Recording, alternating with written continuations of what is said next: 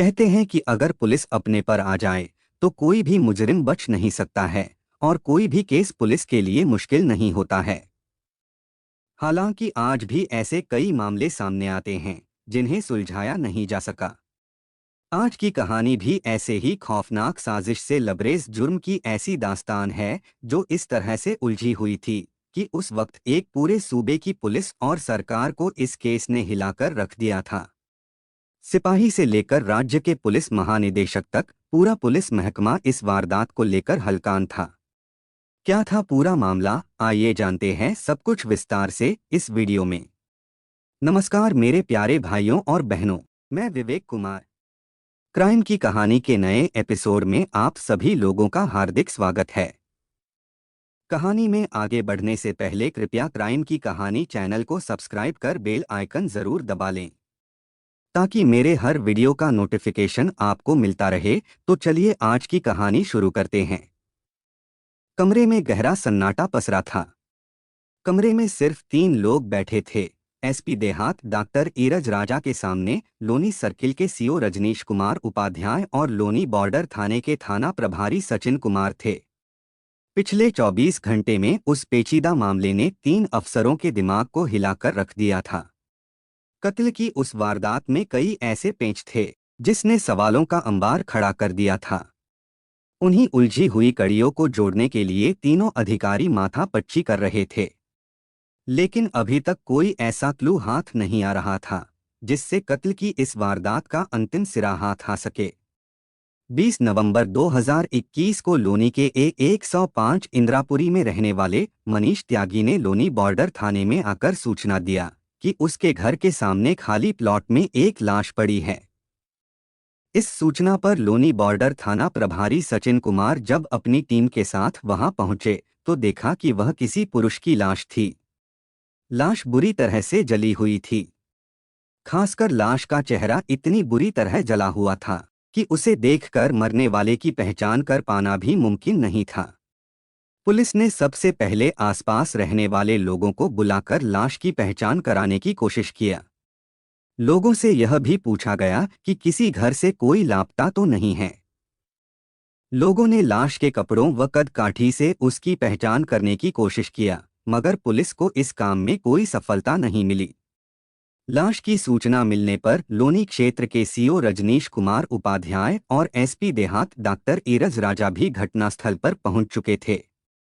सभी ने एक खास बात नोट की थी कि हत्यारे ने लाश के चेहरे व ऊपरी भाग को ही जलाने का प्रयास किया था। धड़ से नीचे का हिस्सा व उस पर पहने हुए कपड़े सही सलामत थे। लाश को पोस्टमार्टम के लिए भेजने से पहले पुलिस ने जब उसके पहने हुए कपड़ों की तलाशी लिया तो आश्चर्यजनक रूप से उसमें से 150 रुपये तथा एक आधार कार्ड बरामद हुआ। आधार कार्ड मिलने के बाद पुलिस वालों की आंखें चमक उठीं।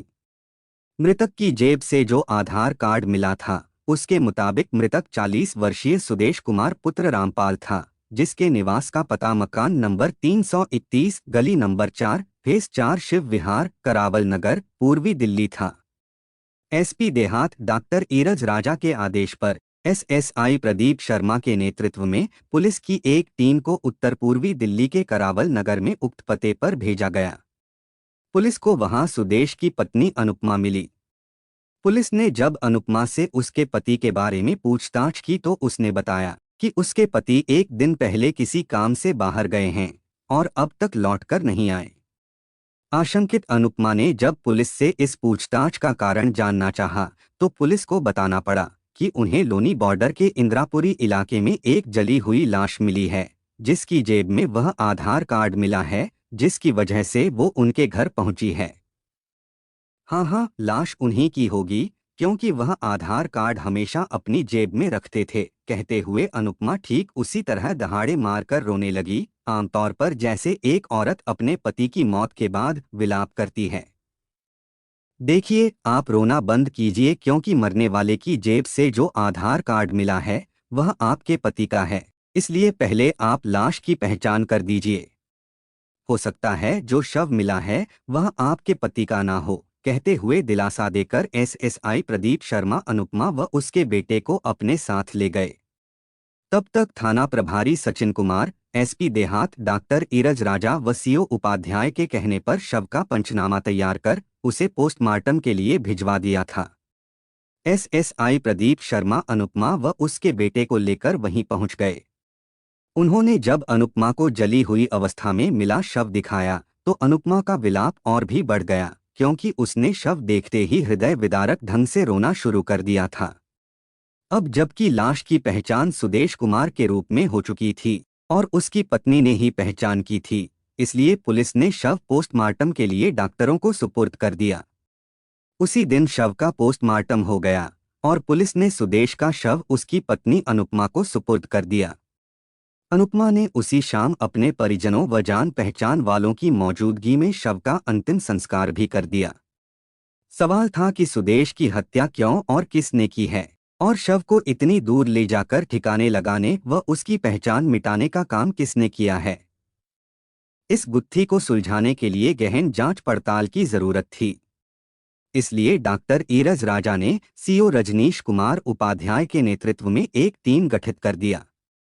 टीम में थाना प्रभारी Sachin Kumar, SSI Pradeep Sharma, SI Amarpal Singh, Brajkishore Gautam, Krishna Kumar, head constable Udit Kumar, Rajiv Kumar, Arvind Kumar, महिला कांस्टेबल कविता, एसओजी के हेड कांस्टेबल अरुण कुमार, नितिन कुमार, पंकज शर्मा व अनिल सिंह आदि को शामिल किया गया। पुलिस ने जांच पड़ताल शुरू कर दी थी। इसके लिए सबसे पहले पुलिस टीम ने सुदेश कुमार की जन्म कुंडली खंगालनी शुरू किया, क्योंकि आमतौर पर जब कातिल गुमनाम हो तो कत्ल का सुराग मरने वाले की जन्म कुंडली में ही छिपा होता है। पुलिस की टीम ने सुदेश कुमार की पत्नी, उसके बेटे व आस पड़ोस के लोगों से जाकर पूछताछ शुरू किया तो चौंकाने वाली जानकारी सामने आई। दरअसल जिस सुदेश के कातिल को पुलिस तलाश कर रही थी, उसके बारे में जानकारी मिली कि वो तो खुद एक कातिल है और इस समय पैरोल पर है। दरअसल अपने घर में ही परचून की दुकान चलाने वाले सुदेश के परिवार में पत्नी अनुपमा के अलावा 2 बच्चे थे। 17 साल का बड़ा बेटा सुनील और 13 साल की एक बेटी वंशिका।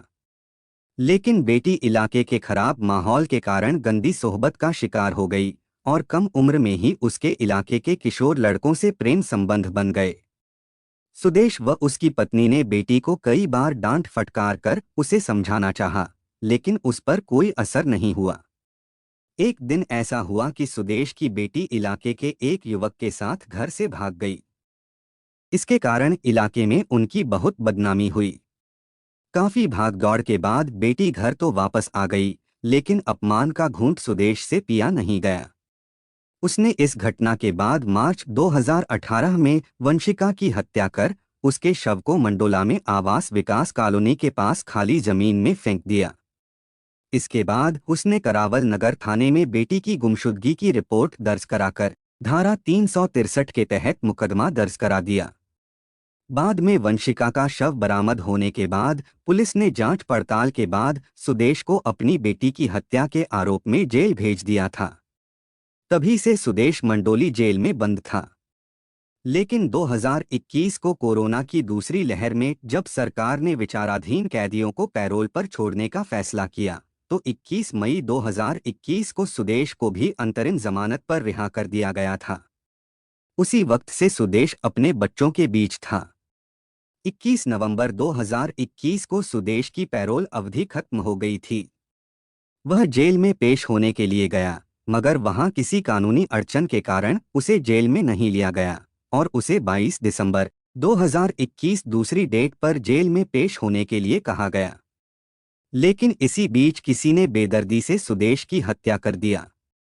ऐसा कौन था जिससे सुदेश की ऐसी दुश्मनी थी कि वह उसकी इतनी बेदर्दी के साथ हत्या कर देगा?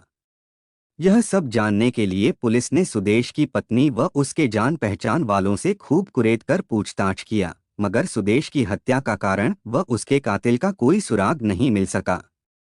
पुलिस को ना तो किसी से सुदेश की दुश्मनी का सुराग मिल रहा था, ना ही किसी से लेन देन के विवाद की खबर मिल रही थी। लेकिन एक ऐसी बात जरूर थी जिसके कारण जांच की कवायद से जुड़े एसपी देहात डॉक्टर ईरज राजा, सीओ रजनीश उपाध्याय और थाना प्रभारी सचिन कुमार उस पर घंटों से माथापच्ची कर रहे थे।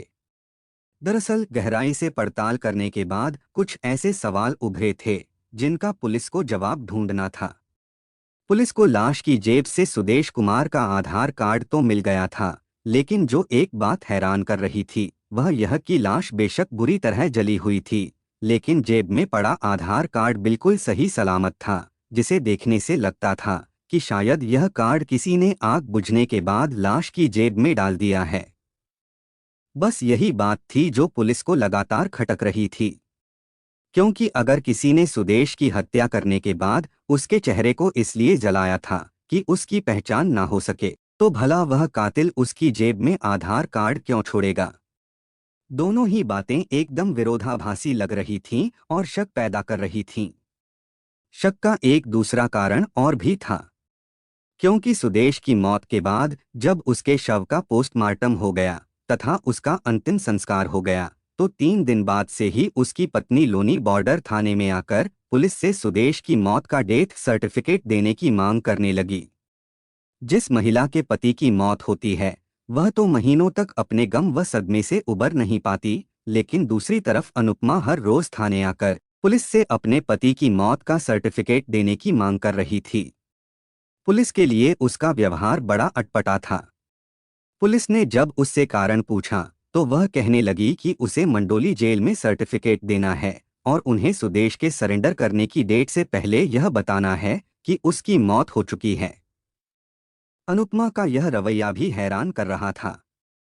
इसलिए एसपी देहात ने इस केस की तफ्तीश को आगे बढ़ाने के लिए टेक्निकल सर्विलांस टीम के साथ साथ मुखबिरों की मदद लेने का फैसला किया, क्योंकि उन्हें लगने लगा था कि सुदेश की हत्या के पीछे कोई गहरी साजिश हो सकती है।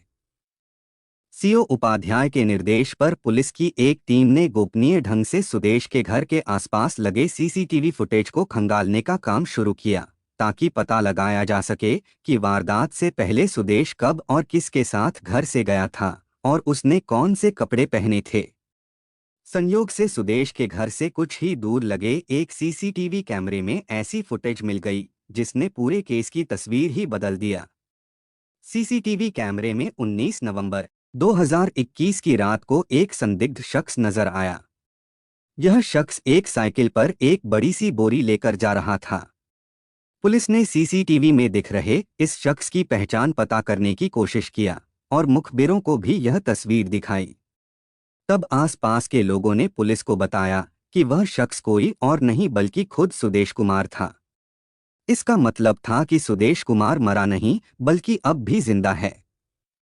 तो फिर उसकी साइकिल पर जो बोरी लदी थी उसमें वह क्या लेकर जा रहा था।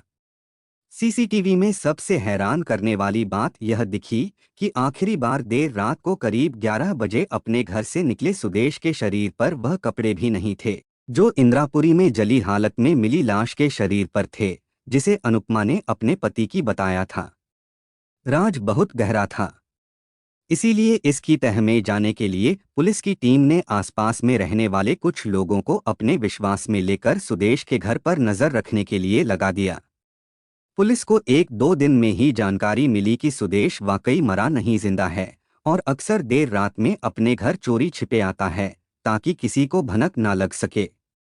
इतनी जानकारी मिलने के बाद पुलिस समझ गई कि यह एक बड़ी साजिश है, इसीलिए पुलिस ने अब सुदेश की पत्नी के मोबाइल को सर्विलांस पर लगा दिया। पुलिस को फोन की सर्विलांस लगाने का फायदा मिला और एक ऐसा संदेश मिला जिससे पता चला कि सुदेश न सिर्फ जिंदा है बल्कि चोरी छिपे अपने परिवार से भी मिलता है। इसी क्रम में वह 10 दिसंबर 2021 की रात को अपने घर आया था और आसपास जाल बिछाकर खड़ी पुलिस टीम ने सुदेश को दबोच लिया। पुलिस ने उसकी पत्नी अनुपमा को भी हिरासत में ले लिया। दोनों को थाने लाकर उच्चाधिकारियों के सामने जब पूछताछ शुरू हुई तो एक ऐसे हत्याकांड की ऐसी कहानी सामने आई जिसमें मृतक मानकर पुलिस उसके कातिल को पकड़ने के लिए दिन रात एक कर रही थी, लेकिन पता चला वह न सिर्फ जिंदा है बल्कि उसने खुद को मरा साबित करने के लिए किसी और की हत्या कर उसे अपनी पहचान दे दी थी। और इस काम में उसकी पत्नी ने उसकी पूरी मदद की थी। सुदेश व उसकी पत्नी से पूछताछ में पता चला कि 22 दिसंबर 2021 को इसे वापस जेल जाना था। जब वह जेल में था तो उसे साथी कैदियों ने बताया था कि जिस तरीके के सबूत उसके खिलाफ हैं, उसके मुताबिक उसे सजा मिलनी तय थी और कम से कम उसे उम्र कैद की सजा मिलेगी। जब 21 नवंबर 2021 को उसे जेल में नहीं लिया गया, तो उसने सोचा कि शायद ऊपर वाला भी नहीं चाहता कि वह जेल जाए। इसके बाद से ही उसने इस बात पर दिमाग लगाना शुरू कर दिया कि कैसे जेल जाने से बचा जाए। कई दिन तक खूब दिमाग लगाया, लेकिन कोई तरकीब नहीं सूझी। अचानक एक दिन टीवी पर एक फिल्म देखकर आइडिया मिल गया, जिसमें जेल से भागे एक कैदी ने किसी आदमी की हत्या कर उसे अपने कपड़े पहनाकर उसके चेहरे को जला दिया, और पुलिस ने मान लिया कि कैदी मारा गया है। यह आइडिया आते ही सुदेश ने दिमाग लगाना शुरू कर दिया कि वह खुद को इसी तरह जेल जाने से बचा सकता है। सुदेश ने जब अपनी पत्नी को दिल की बात बताई, तो थोड़ी नानुकुर के बाद अनुपमा को भी यह बात पसंद आ गई। वैसे भी कौन पत्नी नहीं चाहेगी कि उसका पति जेल जाने से बच जाए। काफी विचार विमर्श के बाद सुदेश व अनुपमा ने इस काम के लिए एक मजदूर का इंतजाम करने के लिए अपनी छत को ठीक कराने का बहाना बनाया। इसके लिए सुदेश 18 नवंबर 2021 को लेबर चौक गया और अपनी कद काठी के एक मजदूर, जिसका नाम डोमन रविदास था और वह बिहार के गया जिले के अतरी का रहने वाला था, सुदेश उसे लेकर अपने घर आया। 18 नवंबर 2021 को सुदेश ने पहले दिन अपनी छत की स्लैब डलवाई। मजदूर डोमन रविदास के कपड़े काफी पुराने व फटी हालत में थे, लिहाजा सुदेश ने उसे अपना ट्रैक सूट पहनने के लिए दे दिया, जिसकी जर्सी कॉफी कलर की थी और लोअर नीले रंग का था। अगले दिन भी काम होना था, इसलिए सुदेश ने डोमन रविदास को अगले दिन फिर आने के लिए कहा। 19 नवंबर 2021 को डोमन रविदास उसी के कपड़े पहनकर फिर काम पर आया। शाम होते होते जब काम खत्म हो गया, तो शाम को दारू पार्टी के बहाने रोक लिया। दोनों ने शराब पीनी शुरू कर दिया। इस दौरान सुदेश खुद कम शराब पीता रहा, जबकि उसने डोमन रविदास को बड़े बड़े पैक पिलाने शुरू कर दिए। रात करीब 9 बजे रविदास को खूब नशा हो गया। इस दौरान सुदेश और उस अनुपमा ने पहले ही तय कर लिया था कि उन्हें क्या करना है। इस दौरान उन्होंने चारपाई के पाए से डोमन रविदास के सिर पर ताबड़तोड़ वार कर हत्या कर दिया। यह बात बेटे सुनील को पता नहीं चले, इसलिए उसने सुनील को अपनी परचून की दुकान पर बैठने के लिए भेज दिया था। सुदेश ने पहले ही तय कर लिया था कि वे डोमन रविदास की हत्या कर उसे सुदेश के रूप में अपनी पहचान देगा। इसीलिए एक दिन पहले उसने अपना ट्रैकसूट डोमन रविदास को पहनने के लिए दिया था, खुद को वह दुनिया की निगाहों में मुर्दा करार दे सके। इसके लिए भी उसने पूरी प्लानिंग कर ली थी। सुदेश व अनुपमा को जब इत्मीनान हो गया कि डोमन रविदास की मौत हो चुकी है, तो कमरे को पानी से साफ कर उसके शव को पहले एक पन्नी में लपेटा। उसके बाद उसे बोरी में भर दिया। रात को करीब 11 बजे जब इलाके में सन्नाटा पसर गया और उसका बेटा भी सो गया, तो सुदेश बोरे में भरे डोमन रविदास के शव को साइकिल पर रखकर लोनी बॉर्डर थाना क्षेत्र की इंदिरापुरी कॉलोनी में खाली प्लॉट में ले गया।